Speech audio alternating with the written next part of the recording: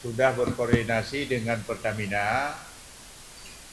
Secara stok tidak ada masalah dengan minyak BBM di sini di Banda Aceh.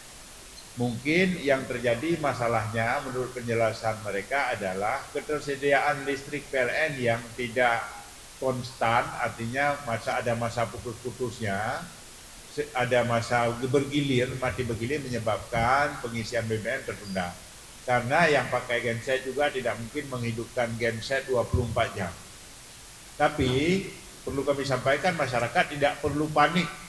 Pembelian panik atau panik buying itu tidak perlu karena stoknya dijamin.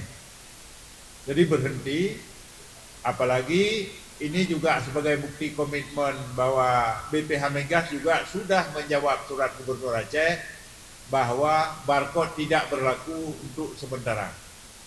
Jadi tidak perlu ada panik buying kecuali tidak ada pernyataan dari Pertamina. Jadi ini kita harapkan masyarakat tenang bahwa ketersediaan BBM tetap terjamin.